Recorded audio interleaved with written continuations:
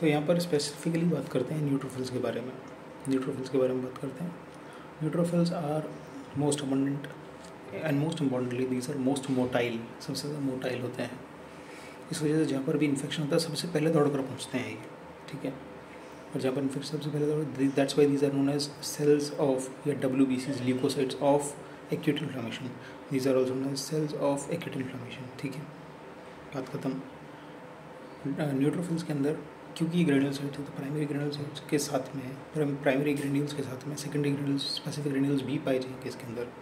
दूसरी बात, specific granules के साथ में खास बात यहाँ पर टर्शियरी ग्रेन्यूल्स भी पाए जाते हैं। बात है प्राइमरी ग्रेन्यूल्स के अंदर क्या होता है।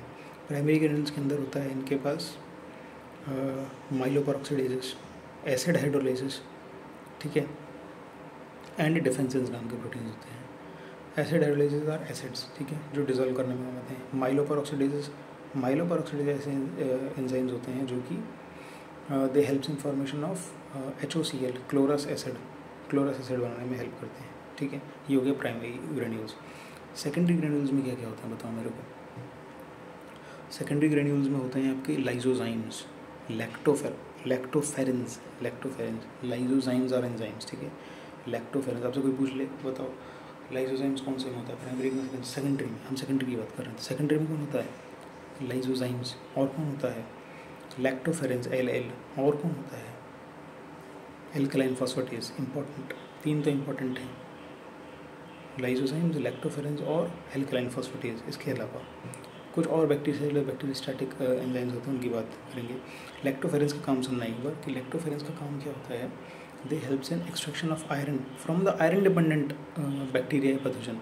अगर वो आयरन डिपेंडेंट है और उससे आयरन ही खींच लिया जाए तो वो मर जाता है अपने आप, है कि नहीं। सेकेंडरी ग्रेन्यूल्स का समझ में आ गया कौन कौन होते हैं। अब बात करते हैं टर्शियरी ग्रेन्यूल्स। देखो, these tertiary granules helps in invading the tissue. Invading करने में उनको कुछ चीज़ों को काटना पड़ता है। They have some cutters like collagen cutters and hyaluronase cutters. So they have two major enzymes which is collagenases and hyaluronidases, ठीक है।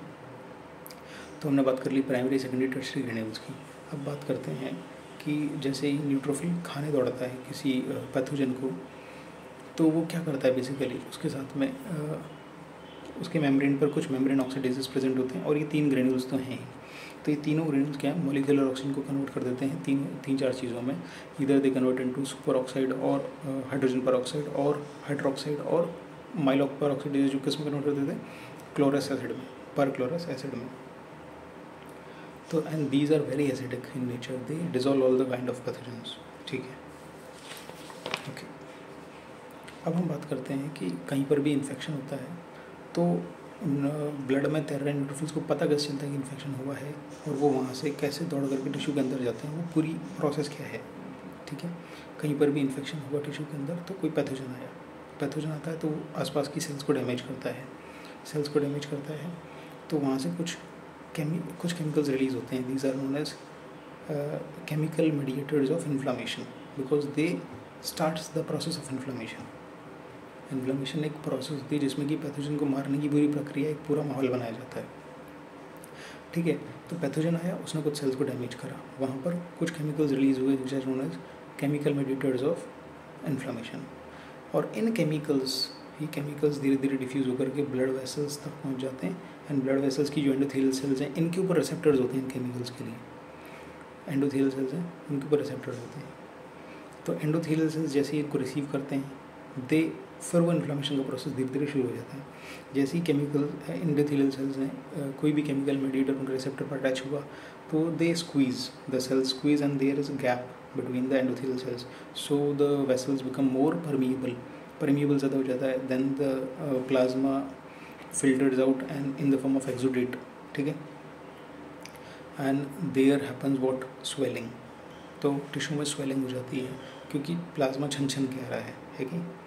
अच्छा, एक बात हमने नहीं बताई कि ये जो केमिकल मीडिएटर्स ऑफ ये कौन से केमिकल्स हो सकते हैं। ये प्रोस्टाग्लैंडिन्स हैं इनके अंदर, ल्यूकोट्रीन्स हैं इनके अंदर, और हिस्टामिन्स हैं और इंटरल्यूकिन्स हैं इनके अंदर। दीज आर द, ठीक है। तो एंडोथेलियल सेल्स ने रिसीव करे और दे सेपरेट आउट, अलग अलग हो गए। एक्सुडेट छन क्या है? अच्छा, एक्सुडेट छन के क्या होता है, देखो नॉर्मल फ्लो का एक प्रिंसिपल ये होता है कि जो जो भारी भारी चीज़ें वो सेंटर में रहेंगी, लाइटर चीज़ें साइड साइड में। तो नॉर्मल साइड में WBCs सबसे बड़े होते हैं, तो they flow in the middle of the stream. और उसके बाद में RBC, उसके बाद में प्लेटलेट्स, और उसके बाद में एक जोन होता है सेल फ्री जोन, जो दीवार से टच होता है।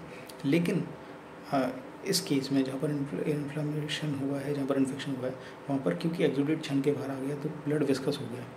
ब्लड विस्कस हुआ तो RBCs के बंडल बन जाएंगे, तो RBCs बड़े हो गए अब WBCs से। तो अब सेंटर में कौन तैरेगा? सेंटर में कौन तैरेगा? RBCs। साइड में कौन हो जाएंगे? WBCs, उसके प्लेटलेट्स वगैरह। तो WBCs goes on periphery. This is called margination. First step of inflammation. This is called margination. अब क्योंकि WBC साइड में आ गए हैं, ठीक है। और दूसरी बात, ठीक है, साइड में आ गए, दिस कॉल्ड मार्जिनेशन। इंपॉर्टेंट, जब एंडोथेलियल सेल्स की सरफेस के रिसेप्टर्स ने केमिकल मीडिएटर्स को टच किया, then they got to know that the inflammation has to be started so they develop, उनके सरफेस पर सेलेक्टिन नाम के कुछ प्रोटीन्स डेवलप हो जाते हैं। और जैसे ही न्यूट्रोफिल्स तैरते हुए पेरिफेरी पर आए सेंटर से, तो न्यूट्रोफिल्स की सरफेस पर भी कुछ केमिकल होते हैं, सियालेटेड शुगर्स काइंड ऑफ, ठीक है, sialylated sugars, sugary things, sialylated sugars, they attach with the selectins and एक लूज कनेक्शन बनता है उनके बीच में, पीछे से आने वाले फ्लो की वजह से दे रोल ओवर इट, ठीक है। And when it begins to roll, then endothelial becomes more active to generate more stronger on other kinds of receptors. तो अलग देखो, लूज कनेक्शन हो गया, इसके बाद में एंडोथेलियल सेल्स में और रिसेप्टर्स जनरेट होने लगते हैं, that is known as integrins generate होते हैं। और उसके रिस्पॉन्स में न्यूट्रोफिल्स के ICAM और VCAM उन इंटीग्रिन से अटैच होने लगते हैं। This causes the firm connection between, tight bounding between the endothelial sales and the neutrophils. इसके तो एक लेयर बन जाती है पूरी न्यूट्रोफिल्स की, जिसमें पिगमेंटेशन, ठीक है, रोलिंग, मार्जिनेशन हो गया, रोलिंग हो गया which is loose connection, adhesion हो गया which is the firm connection, and एक पिगमेंटेशन हो गई जिसके साथ। Then because the cells are separate endothelial cells, these leukocytes roll down into the tissues. This is known as transmigration with the help of another receptor, इसका नाम होता है PCAM। PCAM की मदद से ट्रांसमाइग्रेशन होता है, ठीक है। अब आ गया टिश्यू के अंदर न्यूट्रोफिल्स, ठीक है। ICAM और VCAM का मतलब, ICAM का फुल फॉर्म होता है इंट्रासेलुलर कनेक्टिव टिश्यू एडेसेंट मॉलिक्यूल्स, और VCAM का होता है vascular connective tissue adhesive molecules, ठीक है। ये हो गई बात। इसके बाद में अगर बात करें तो टिश्यू में आ चुका है न्यूट्रोफिल्स आपका। इसके बाद में न्यूट्रोफिल्स को कीमोटैक्सिस करना होता है, मतलब कि जो कि सेल्स डैमेज हो रही हैं पैथोजन की वजह से, वो कुछ केमिकल्स रिलीज़ करती हैं। एक तो होता है केमिकल मेडिसिन इन्फॉर्मेशन, वो और कुछ और केमिकल्स होते हैं जो कीमोटैक्सिस में हेल्प करते हैं। These are chemoattractants. तो कीमो अट्रैक्टेंट्स का एक एग्जांपल है C5a। This is a breakdown product of what complement proteins. एक और होता है LTB4, ल्यूकोट्रीन B4, ठीक है। तो ये होते हैं कीमो अट्रैक्टेंट्स। अरे कीमो अट्रैक्टेंट्स होते हैं कि न्यूट्रोफिल्स जहाँ से आया ना, तो एक उसकी जिस साइड से कि कीमो अट्रैक्टेंट कंसनट्रेशन ज़्यादा हो गया तो उसी तरफ बढ़ने लगेगा। अगर इधर है तो इधर बढ़ने लगेगा, इधर तो इधर, तो कीमोटैक्टिक मूवमेंट होने लगती है। माइक्रोफाइब्रिल्स उसी तरफ जनरेट होते हैं जहाँ कीमो अट्रैक्टेंट्स की कंसनट्रेशन ज़्यादा होती है, ठीक है। ये बात हो गई। तो वो ऐसे धीरे धीरे करके वहाँ तक पहुँचते हैं, site of inflammation, site of infection तक पहुँचते हैं, ठीक है। अब बात करते हैं न्यूट्रोफिल्स जब हम खा रहे होते हैं, न्यूट्रोफिल्स जब खा रहे होते हैं या डैमेज या फैगोसाइटोसिस कर रहे होते हैं किसी भी पैथोजन को, तो एक ऑप्सोनाइजेशन वाला प्रोसेस होता है। ऑप्सोनाइजेशन में क्या होता है कि एंटीबॉडीज़ जनरली, और दूसरे ऑप्शन है, जैसे कि यहाँ पर एक एग्जांपल है ऑप्शन का C3b, एक ऑप्शन है कॉम्प्लीमेंट फैक्टर्स का ये, and one is IgG। These are the option. अगर ये पैथोजन के ऊपर होंगे then neutrophils phagocytosis them very easily. बताओ आप ब्रेड सादा खाना पसंद करोगे जैम के साथ, तो ये ऑप्सोनाइजेशन उस पैथोजन में जैम लगाने का काम करता है, जो न्यूट्रोफिल्स को और लालच देता है, because neutrophils have receptors for these ऑप्सोनेंस। तो ये ऑप्शन जहाँ पर भी दिखते हैं न्यूट्रोफिल्स उनको बड़े आराम से खाने के लिए आता है, ठीक है। Then there is a little difference between acute inflammation and देखो इन्फ्लामेशन हुई है तो वहाँ पर न्यूट्रोफिल दौड़ दौड़ चले आए, लेकिन वो ज़्यादा देर तक टिकते नहीं हैं वहाँ पर, 6-7 घंटे के बाद में मर जाते हैं, ठीक है नहीं।